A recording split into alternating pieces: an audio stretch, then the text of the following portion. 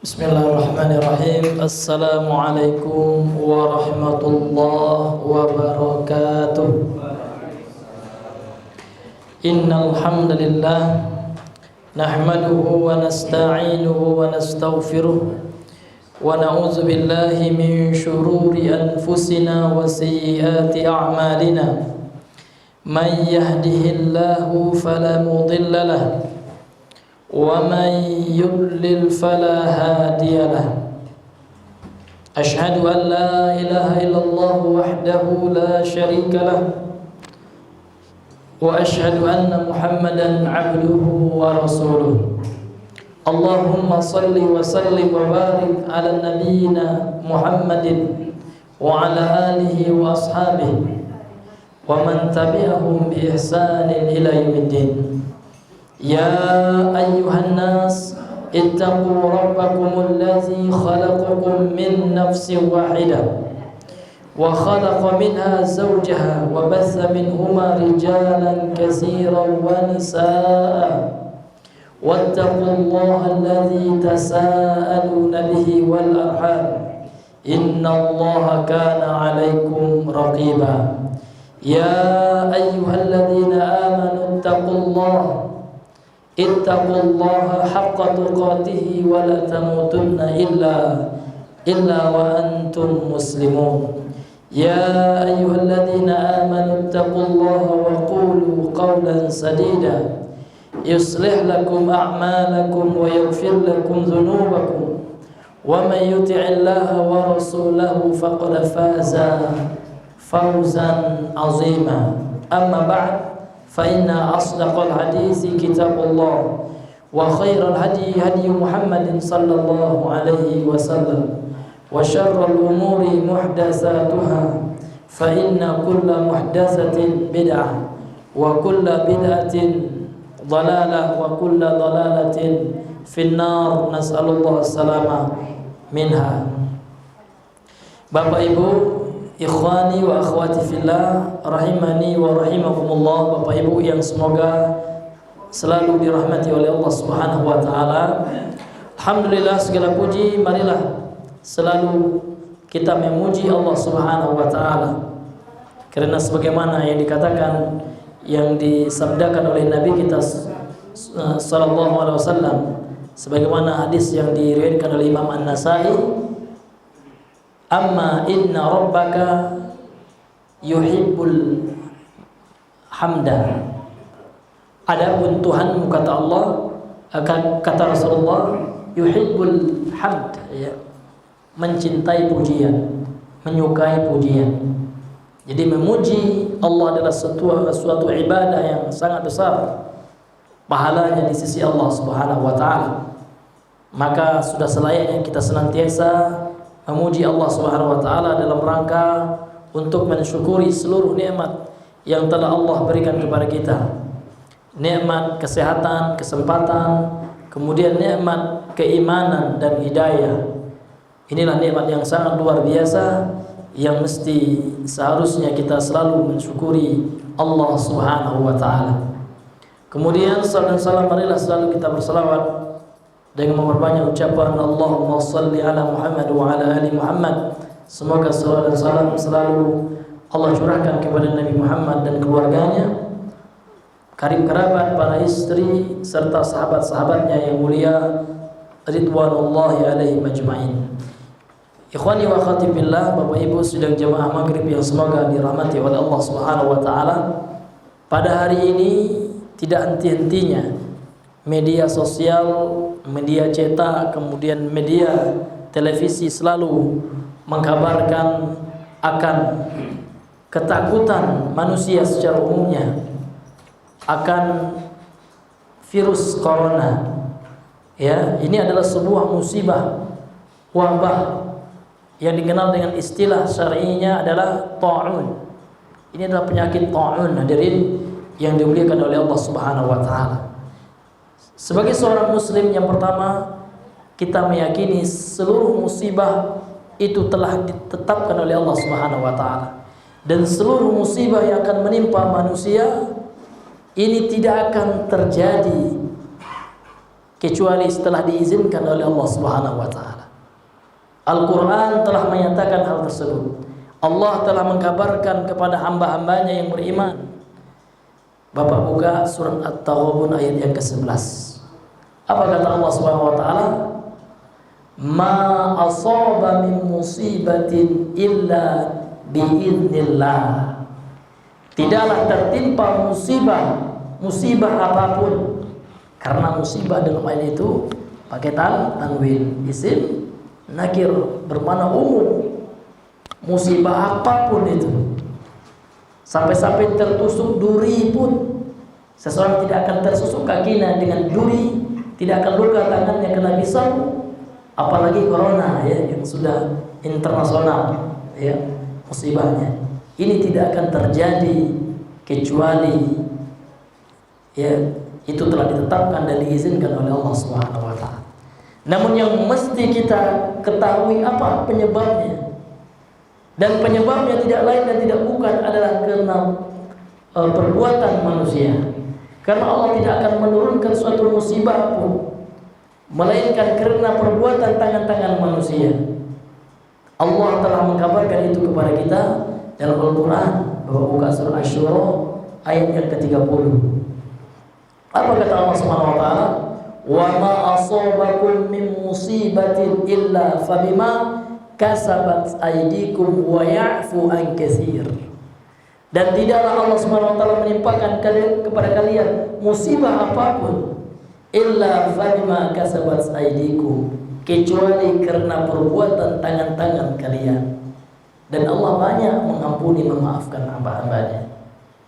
Terkhusus penyakit zina, ini penyebab ya datangnya wabah, corona, SARS, virus-virus yang lainnya, kemudian penyakit-penyakit HIV dan lain sebagainya. Karena Rasulullah telah mengatakan itu, ya, lebih dari 1440 tahun yang lalu Nabi telah mengatakan sebagaimana sebuah hadis yang diriwayatkan oleh Imam Al-Munziri dalam kitabnya At-Targhib wa Tarhib, kemudian disahihkan oleh Syekh Al-Albani dalam kitabnya Shahihut Targhib. Apa kata Nabi sallallahu alaihi wasallam? Lam tadharil fahishatu fi qaumin qad illa fasha fi mutta'un lam yakun madat fi aslafi. Tidaklah manusia lam tadharil fahishatu fi qaumin qad hatta yu'linu biha.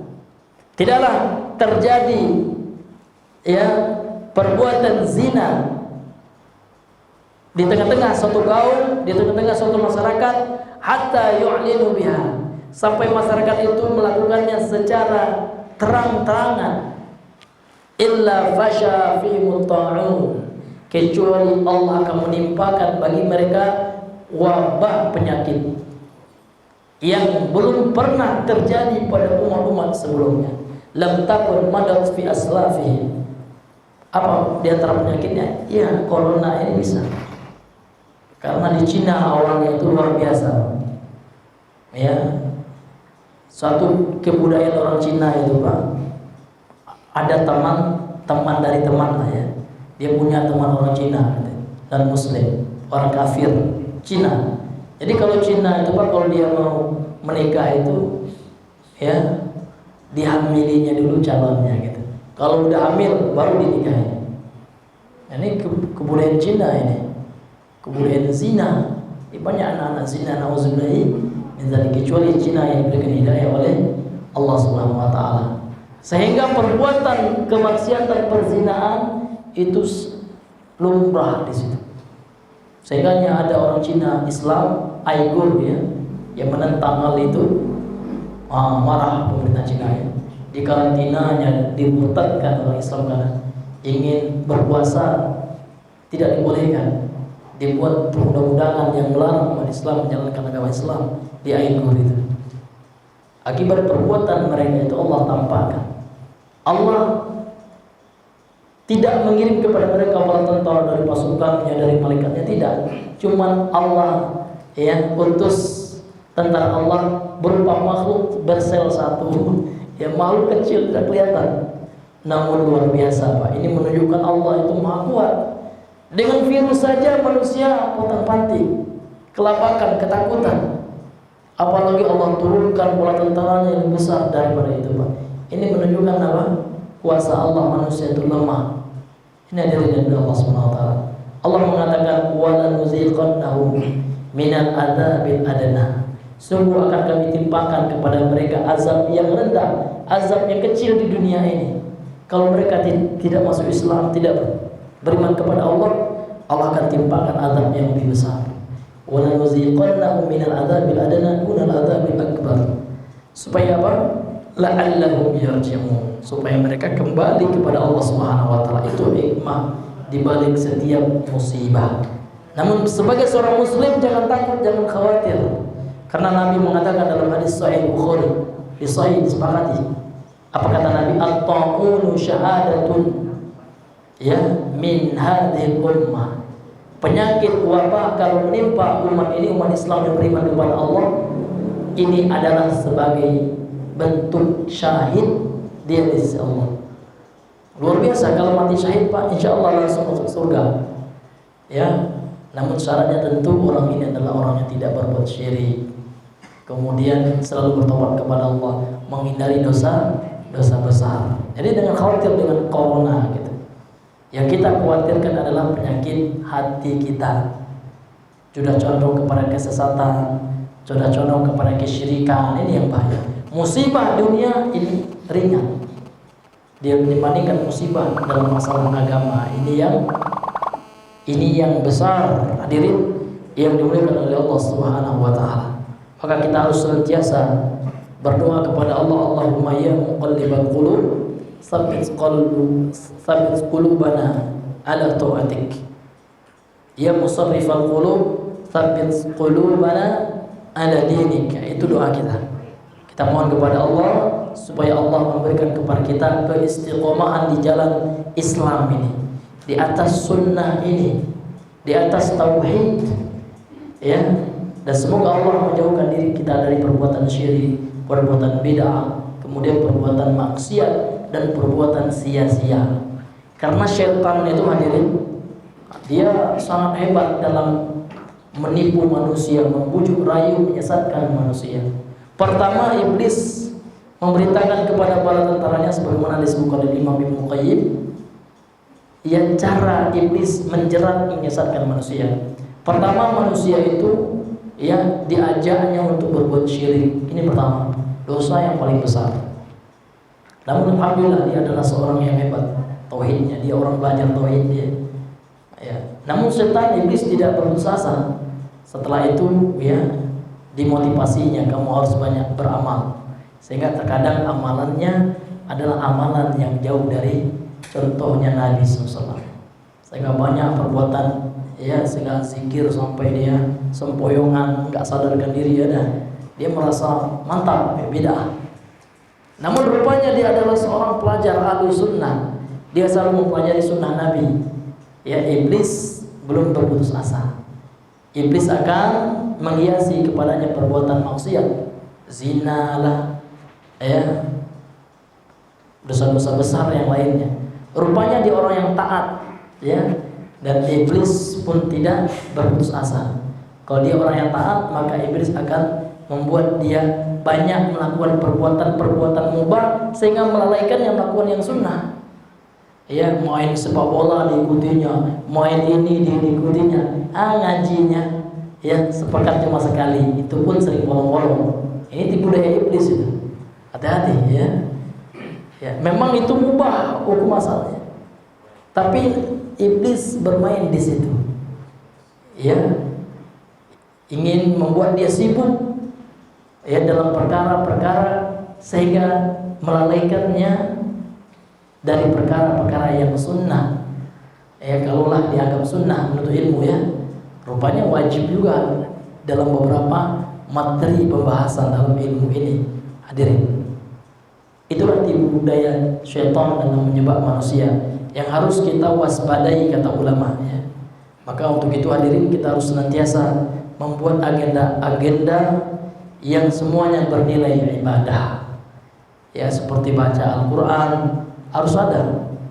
Ya, kalau membaca informasi di HP Mungkin satu hari bisa 15 menit ya. Sekarang kita buat membaca Al-Quran.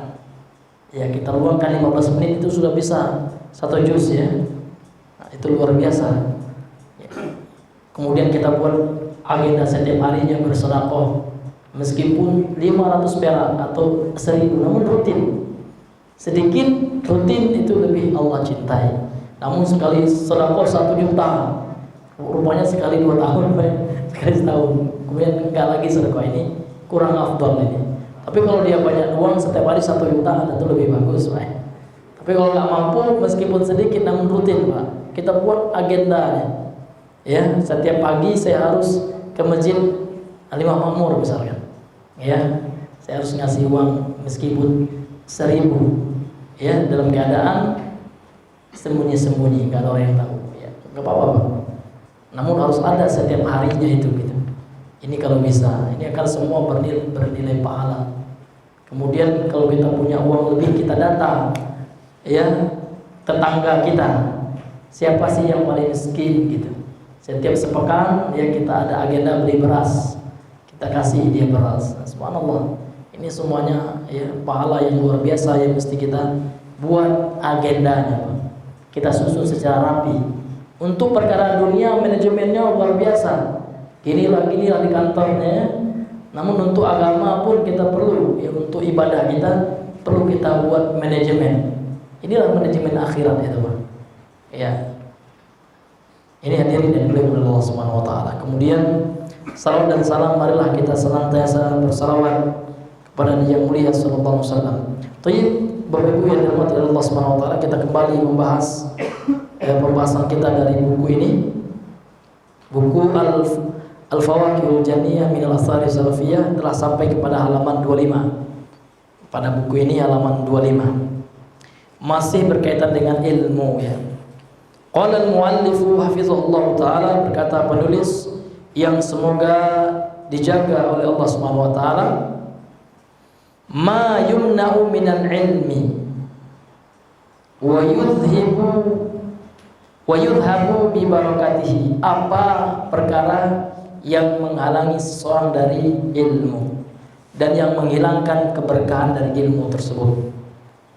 Kemudian beliau menukilkan perkataan seorang tabi'in, Imam Mujahid ahli tafsir.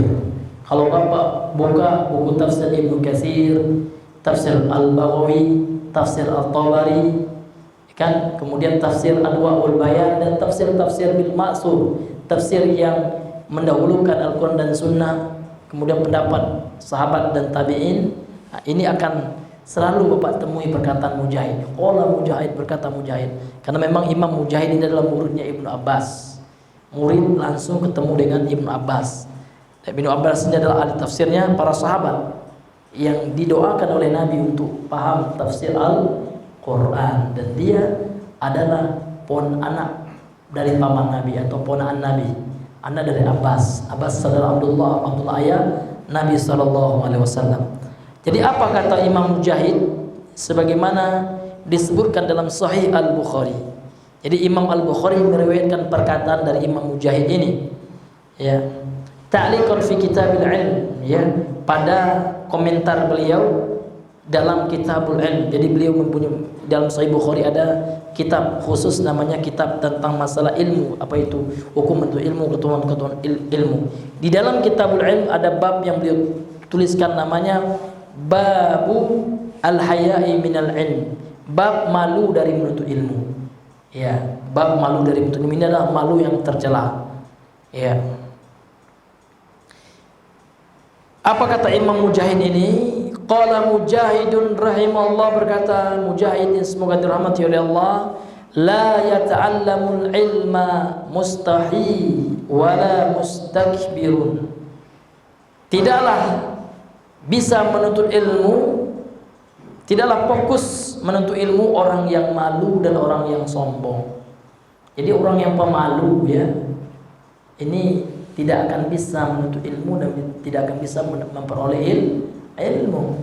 Oh ya, ada orang yang memang dari mudanya lalai dahulunya dari mempelajari agama misalkan, ya kan?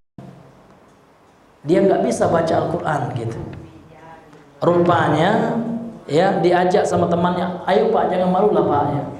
Ya meskipun bapak udah berusia lanjut, gurunya mungkin lebih di bawah bapak usianya.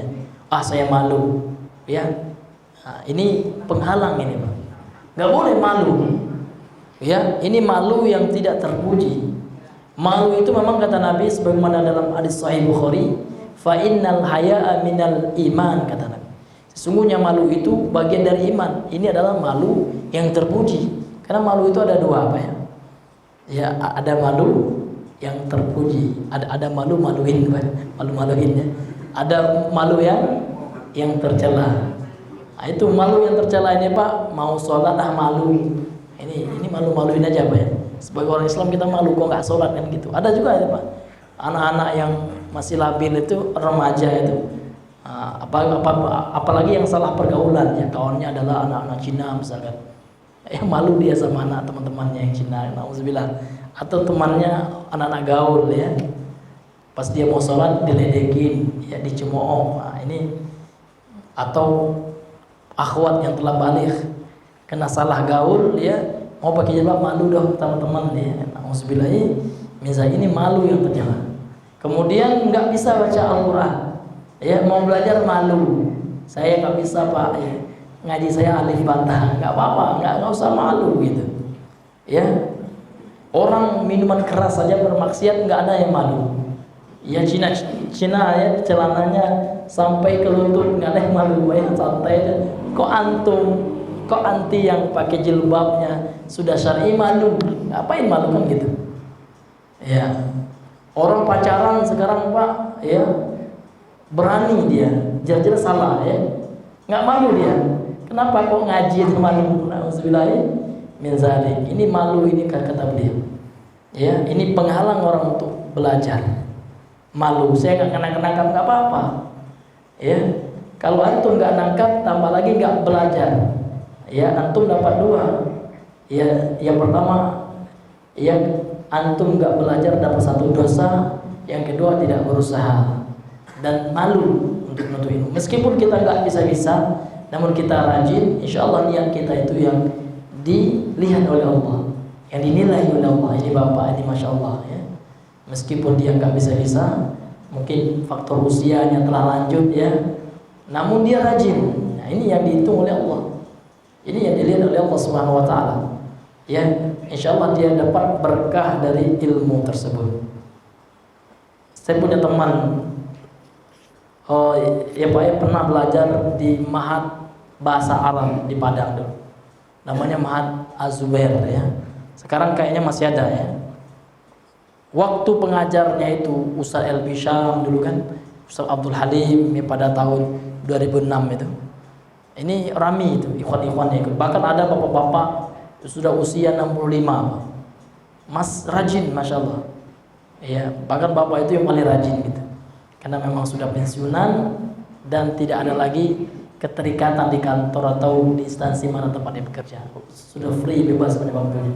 Nah, ini bapak itu katanya paling rajin, bahkan mengalahkan kerajinan anak-anak muda yang belajar sama bapak itu. Karena memang Mahat Bahasa Arab itu bebas Pak, yang masuk usia berapapun bisa. Mungkin yang mendaftar pakai kursi roda pun lebih malu ya, asalkan mau belajar gitu. Ini luar biasa bagus ya. Ini luar biasa Pak ya. Meskipun bapak itu sudah tua, namun tidak membuat dia surut dalam menuntut ilmu. Kalau saya nggak bisa nggak apa-apa ya. Yang penting ini menjadi alasan aku nanti di sisi Allah. Aku telah berusaha ya Allah, namun memang qadarullah ya, EQ ya belum sanggup ya. Insya Allah diberi uzur oleh Allah. Ya, namun yang parahnya Pak, sudah EQ-nya jongkok, malas ringan itu ya Pak ya. Nah, gitu Pak. Jadi tidak ada yang dinilai oleh Allah Subhanahu Wa Taala. Iya, rajin tidak gitu kan. Tambah lagi malas. Ini hadirin yang diberi Allah Subhanahu Wa Taala. Jadi orang yang malu hadirin ini tidak akan bisa memperoleh ilmu. Ilmu apa saja itu. Baik itu ilmu akhirat maupun ilmu dunia. Ya kalau orang malu belajar ilmu dunia pun tidak akan bisa kan gitu. Ya. Wala mustakbir, dan juga orang yang sombong. Ini orang yang sombong ini juga tidak akan bisa memperoleh ilmu karena dia merasa lebih hebat. saya nggak mau belajar sama dia, ya. Saya mau belajar sama Syekh Kabir langsung, ya. Rupanya dia masih di Indonesia, gimana mau belajar sama Syekh Kabir ya? Ya. Maka saya punya cerita, ada teman ya waktu di Duri itu Pak. Ya, di masjid dekat rumahnya ada pengajian, ya, bahkan setiap malam waktu itu. Tapi dia nggak mau hadir. Antum kok nggak hadir? Ya kan? Saya mau belajarnya dengan doktor tahun lulusan Madinah. Ya. Dia nggak doktor. Ya. Jadi di mana antum belajarnya ya lewat YouTube aja? Nah, ini kan rugi Pak ya. Iya, yang pertama dia tidak mendapatkan keberkahan ilmu. Dan dengan YouTube pun nggak akan konsisten gitu. Akan banyak nanti dia adalah halangan-halangannya, ya, anaknya manggil atau banyak penghalangnya diri yang diberikan oleh Allah Subhanahu wa taala. Sehingga ya ulama masa kini mengatakan ya 1000 orang belajar di YouTube dibandingkan dengan 1 orang di majelis ilmu, keberkahan ilmunya jauh lebih banyak orang yang cuma 1 orang yang hadir di majelis ilmu. Bahkan di Masjid Nabawi ada 1 halaqah syekh itu, muridnya cuma 1 aja. Ya, tetap dia mengajar gitu Pak. Ini lebih berkah. Ini hadirin yang dimuliakan Allah Subhanahu wa taala. Jadi orang yang sombong itu ya, ini orang yang terhalangi untuk menuntut ilmu. Ya, karena dia tidak rendah hati, sombong. Ini lawan dari tawadhu. Padahal penuntut ilmu itu hadirin yang dimuliakan oleh Allah Subhanahu wa taala, ini harus tawadhu ya di dalam menuntut ilmu. Ya, harus tawadhu di dalam menuntut ilmu. Ini hadirin yang dimuliakan oleh Allah Subhanahu wa taala. Dan sombong itu, para sahabat pernah suatu ketika bertanya kepada Nabi sallallahu alaihi wasallam, apakah memakai sandal baru, memakai baju baru ini adalah bagian dari kesombongan? Maka Nabi menjawab, tidak. Al-kibru, yang dinamakan sombong itu adalah batarul haq, orang yang menolak kebenaran, itu yang sombong. Kemudian wa khamtun nasi, dan orang yang meremehkan manusia. Itulah hakikat daripada kesombongan itu. Jadi ketika seseorang sombong, dia meremehkan ya orang tertentu. Dia nggak mau, saya nggak mau belajar sama si fulan. Ini ada kecuali memang dia memiliki alasan yang kuat. Si fulan dia pemahamannya keliru misalkan, nah itu nggak apa-apa kan gitu. Karena dia nanti takut terpengaruh, terkena syubhat ya, daripada apa yang disampaikan oleh si fulan. Namun kalau seandainya tidak ada si fulan itu, ia tidak membawa syubhat kan seperti itu. Maka ketika dia tidak mau, maka ini ada unsur wa khamtun nas ya. Ada unsur dia meremehkan si fulan tersebut. Inilah sombong itu yang kata ulama kita, diantaranya kata Imam Mujahid, adalah perkara yang bisa menghalangi seseorang dari menuntut ilmu syar'i. Ini hadirin yang mesti kita perhatikan. Dan sombong itu sendiri adalah dosa besar. Dosa yang diancam neraka pelakunya oleh Allah Subhanahu wa taala. Bukan dosa yang ringan gitu. Bukan sesuatu yang kita anggap sepele, tidak. Maka Nabi mengatakan la yadkhulul jannata man kana fi qalbihi mithqalu dzarratin minal kibri. Tidaklah seorang itu masuk surga, kata Nabi, apabila di dalam hatinya ada sebesar biji dzarrah daripada sifat sombong. Ini luar biasa ya, iya sangat luar biasa. Makanya kita harus senantiasa menjadi orang yang rendah hati, tidak sombong hadirin. Dan sombong ini juga sifatnya iblis laknatullah. Sombong merangat remeh Adam dengan remeh oleh iblis. Maka iblis menganggap dia lebih baik daripada Adam. Ketika Allah Subhanahu wa taala meminta dia untuk sujud kepada Adam, dia mengatakan ana khairun minhu. Aku ini lebih baik daripada Adam. Kenapa disuruh sujud kepada Adam? Seharusnya Adam yang sujud sama aku, itu kali iblis. Aku yang disuruh. Khalaqtani min nar. Engkau telah menciptakan aku dari api, wa khalaqtahu min tin. Sedangkan engkau ciptakan dia dari tanah, ya Allah. Kenapa aku yang harus sujud kepada dia? Ini sombong, Pak. ya, sombong, merasa lebih baik, padahal kenyataannya tidak, gitu.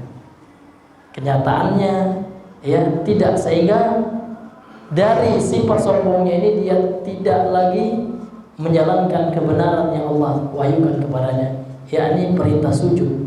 Sehingga sifat sombongnya ini membuat dia tidak melaksanakan perintah Allah.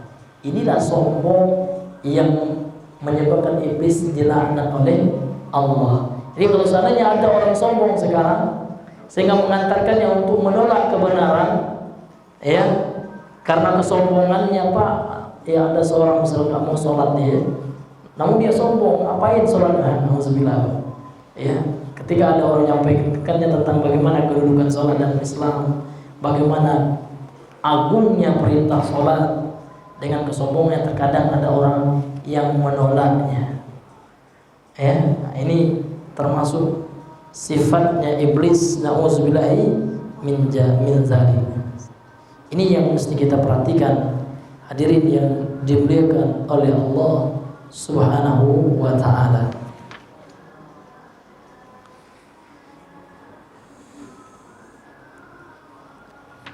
Kemudian qala al-Aini, berkata al-Imam al-Aini, ya, sebagaimana ini terdapat dalam kitab Umdatul Qari, ya, pada juz yang kedua halaman 317.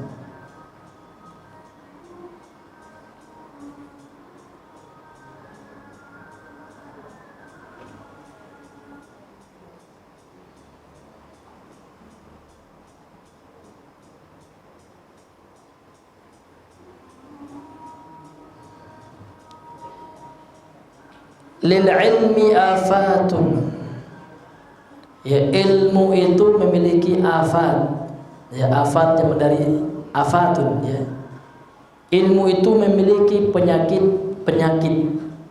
ya, yang harus dihindari oleh orang yang menuntut ilmu. Fa'adhamuha al-istinkafu wa thamratuhu al-jahlu wal zillatu fid dunya wal akhirah.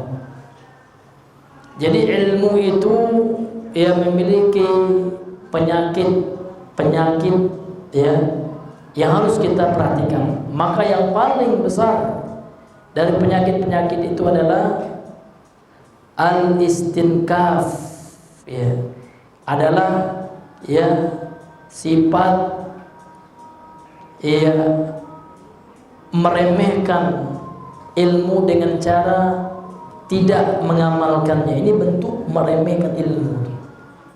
Dia menahan dirinya untuk beramal daripada apa yang diperintahkan oleh ilmu tersebut.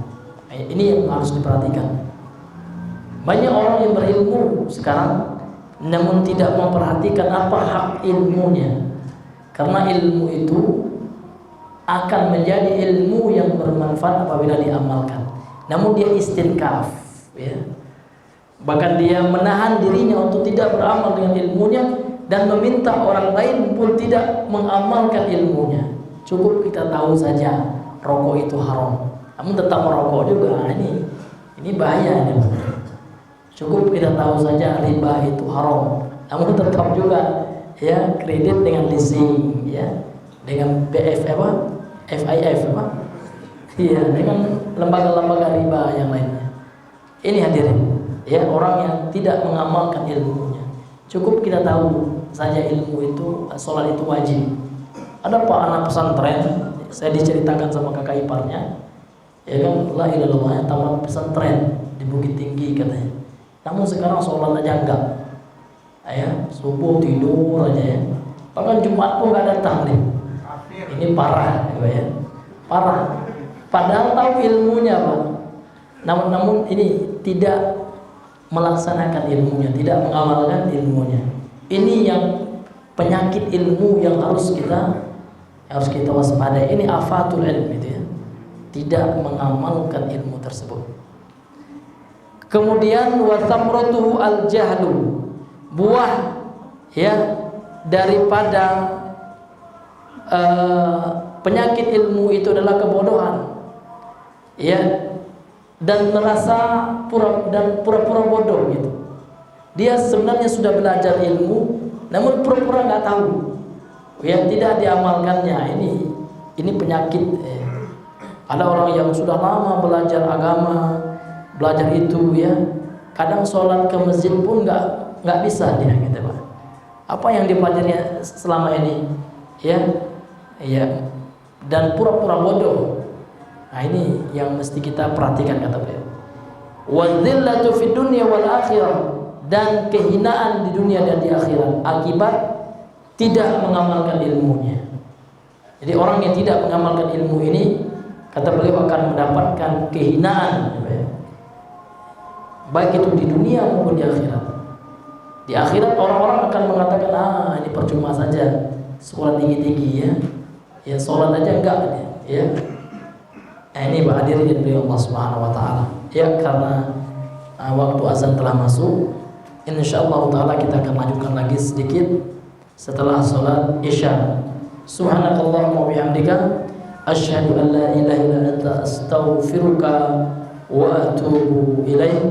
Assalamualaikum warahmatullahi wabarakatuh.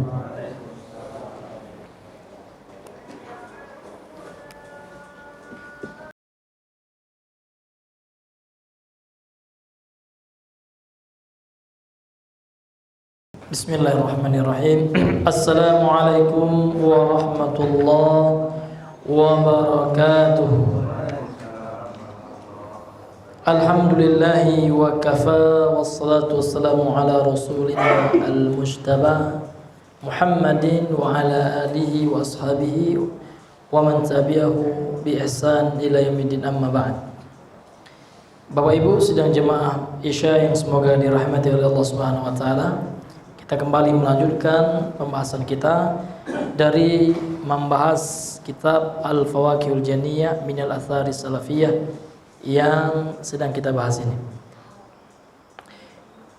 Pada pertemuan tadi kita telah menjelaskan perkataan dari Al-Imam Al-Aini, ya, yang telah menjelaskan tentang afatul ilm, ya, penyakit-penyakit ilmu yang harus dijauhi oleh seseorang. Kemudian selanjutnya beliau menukilkan perkataan seorang ulama yang masih hidup di zaman sekarang. Berkata beliau rahimahullah, wa qala Syekhul Muhadditsun Nasihul Amin Saifus Sunnah Yahya ibnu Ali Al-Hajuri hafizahullah. Berkata seorang ahli hadis, ya, beliau adalah murid, ya, salah satu murid daripada Syekh Muqbil bin Wadi Al-Wadi'i rahimahullah ta'ala, yaitu Syekh Yahya bin Ali Al-Hajuri. Beliau berkata, ya, seorang pemberi nasihat, beliau suka memberi nasihat. Syekh Yahya ini adalah seorang, ya, sosok yang suka memberi nasihat kepada murid-muridnya. Saifus Sunnah, pedangnya sunnah, ini adalah gelar, ya, yang diberikan oleh murid-murid beliau kepada beliau Syekh Yahya ini. Jadi kata Syekh Yahya hafizahullah taala, al-istimraru fil ilmi wal jiddu fihi barakatun wal inqita'u minhu muzhibun li barakatil ilm. Ya, konsisten di atas ilmu dan bersungguh-sungguh di dalam mempelajarinya. Konsisten di atas ilmu dan bersungguh-sungguh mempelajarinya, maka di dalamnya terdapat keberkahan. Ya, meskipun kita belajarnya sebentar, cuma 30 menit misalkan, namun konsisten, ya, sekali sepekan saja, namun konsisten, hadirin, nah ini terdapat keberkahan yang luar biasa. Ya, ini berkah. Karena berkah itu maknanya adalah ziyadatul khair, ya, tambahan kebaikan. Namun satu yang dikatakan berkah mesti ada dalilnya. Jangan yang memberkahkan, nah ini ada berkahnya batu itu, wah, ya, ada keramatnya misalkan. Nah, ini akan menjurus kepada perbuatan syirik. Sebagaimana dahulu para sahabat yang baru masuk Islam melihat Orang-orang musyrik menggantungkan senjata mereka pada kayu, pada pohon yang namanya Zatul Anwar. Zatul Anwar. Ya, untuk mencari berkah orang-orang musyrik ini. Sahabat mengatakan, "Ya Rasulullah, ij'al lana zata anwar kama lahum zatu anwar." Ya Rasulullah, tolong buatkan pada kami ini pohon untuk menggantungkan senjata-senjata kami untuk mengambil berkah di pohon itu supaya berkah sebagaimana orang-orang musyrik memiliki seperti itu. Maka Nabi mengatakan, Allahu Akbar, innahu sunan, ini adalah kebiasaan. Ya, apa yang kalian katakan ini, kata Nabi, sama persis apa yang dikatakan oleh kaum Nabi Musa. Ya kan, kepada Nabi Musa, ij'al lana alihah kama lahum alihah, ij'al lana alihatan kama lahum alihatun. Ya, jadikan kami sesembahan wahai Musa sebagaimana orang-orang musyrik memiliki sesembahan. Ini hadirin. Ya, berarti mencari keberkahan di suatu hal yang tidak ada dalil bahwasanya itu berkah berdasarkan nas hadis ini, ulama mengatakan ini bisa mengantarkan kepada perbuatan syirik, karena Nabi ia mengatakan kepada sahabatnya sama permintaan mereka dengan permintaan kaum Nabi Musa yang meminta sesembahan selain Allah, untuk mereka sembah, untuk mereka ibadahi selain Allah. Nah, banyak sekarang ya Pak ya, dari kaum muslimin ya, memberkah ini ada keberkahan, ya ada keramatnya, padahal tidak ada dalil yang menunjukkan akan hal tersebut, maka tidak boleh. Ini hadirin yang dimuliakan Allah. Namun ilmu berkah, di mana kita tahu untuk ilmu itu berkah? Allah memerintahkan, Nabi mewajibkan serta menganjurkan. Banyak sekali dalil-dalil dari Al-Quran. Maka konsisten dalam untuk ilmu, di dalamnya terdapat keberkahan. Namun sebaliknya, kata beliau, wal inqita'u anhu, dan berputus darinya, putus dari menuntut ilmu, ini akan menghilangkan keberkahan daripada ilmu tersebut. Wa min asyaddi ma yuthibu barakatal ilmi al-bid'ah, dan di antara perkara yang paling besar yang menyebabkan hilangnya keberkahan ilmu adalah perbuatan bid'ah. Ini perbuatan bid'ah ini yang merusak keberkahan daripada ilmu tersebut. Ya.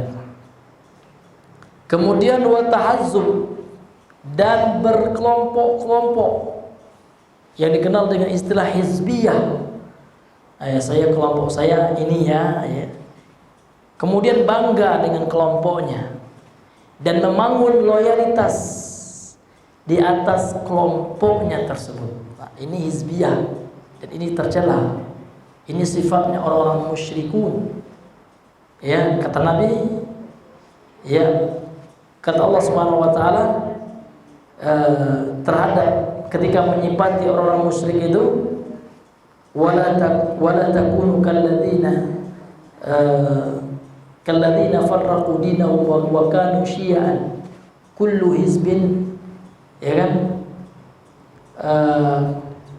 bima ladaihim farihun. Janganlah wahai Muhammad engkau seperti orang musyrik, alladzina farraqu dinahum, yang telah memecah belah agama mereka, wa kanu syi'an. Orang-orang musyrik itu memiliki kelompok-kelompok. Wah, saya kelompok saya ini aja ya. Ini nggak boleh ini. Nggak boleh kelompok-kelompok itu. Kemudian ya ta'assub dengan kelompoknya, fanatik dengan kelompoknya, dan menyalahkan kelompok yang lain, fanatik dengan organisasinya, serta membangun loyalitas di atas kelompok tersebut. Inilah yang dikatakan dengan hizbiyah. Ya kan, kullu hizbin bima ladaihim farihun. Setiap hizbi itu, kata Allah, mereka bangga terhadap kelompok mereka. Yang mereka kedepankan bukan Islam, ya kan, yang mereka seru manusia bukan kepada Al-Quran dan Sunnah, namun yang mereka kedepankan kelompok, kepentingan kelompok mereka. Ini jauh daripada Al-Quran dan Sunnah. Al-Quran melarang kita untuk tahazzub, ya, berkelompok-kelompok, berpartai-partai, yang mana kita membangun loyalitas dan permusuhan di atas dasar kelompok, bukan di atas Al-Quran dan Sunnah. Makanya dakwah salafiyah ini dakwah yang memerangi hizbiyah. Kita tidak ada kelompok tertentu, nggak ada. Ya, kelompok kita hanya satu, Islam aja. Kita berjalan di atas Al-Quran dan Sunnah, itu saja. Nggak ada embel-embel yang lainnya. Kecuali nantinya dalam keadaan yang penting darurat, misalkan mau buat sekolah, ya peraturan di negeri itu harus pakai yayasan, nggak apa-apa. Namun jangan sampai yayasan itu membuat kita berbangga-bangga. Kalau nggak dengan yayasan kami, ini yang lain salah, yang lain bukan sunnah, misalkan. Padahal yang lain juga di atas Al-Quran dan Sunnah. Ini nggak boleh. Ini bisa membuahkan benih-benih hizbiyah juga. Ya, maka hizbiyah itu sebenarnya adalah membangun loyalitas, kemudian permusuhan selain kepada Al-Quran dan Sunnah. Bisa kepada partainya, bisa kepada ormasnya, bisa sebagai golongannya, ya, atau kepada gurunya. Ya, yang selain dari gurunya ini semuanya ahlu bid'ah katanya. Nah, ini hizbiyah juga. Meskipun dia tidak mengatakan dia memiliki kelompok, namun dia membangun loyalitas kepada sosok tertentu dan memusuhi yang lainnya. Padahal yang lainnya itu juga berjalan di atas Al-Quran dan Sunnah. Inilah yang dilarang, yang dicela dalam agama kita. Kalau seandainya dia memiliki yayasan, namun dia tidak jadikan yayasan ini sebagai loyal ya di atasnya, ya ini hanya sebagai sarana saja, tidak mengapa. Atau dia masuk ke dalam satu organisasi, namun organisasi itu bukanlah segala-galanya, dia hanya sarana. Tolak ukur baik buruk, kebenaran, kebatilan bukan di atas organisasi dan yayasannya, ini tidak termasuk hizbiyah yang dicela itu. Maka hizbiyah yang tercela itu, Pak, membangun loyalitas. Bahkan saya sampai dengar ya, selain orang NU ada saya lihat di video, Pak, yang masuk neraka katanya. Ya, karena kanjeng Nabi itu ketemu dengan Mbah Hasyim Asy'ari ketika membuat NU. Saya lihat di potongan video gitu ya. Hal sudah ini ulu gitu ya, berlebihan. Ini bibit hizbiyah itu. Di selain kelompoknya pasti neraka lah gitu ya, masuk neraka lah katanya. Ini nauzubillah, Pak. Tidak boleh itu ya. Di mana dalilnya Bapak katakan seperti itu kan? Seperti itu. Jadi tidak boleh kita ya menganggap yang selain yayasan kita, selain kelompok kita ataupun organisasi kita ahli neraka, ya sesat. Nah, ini semuanya adalah bibit hizbiyah yang tercela dalam agama kita.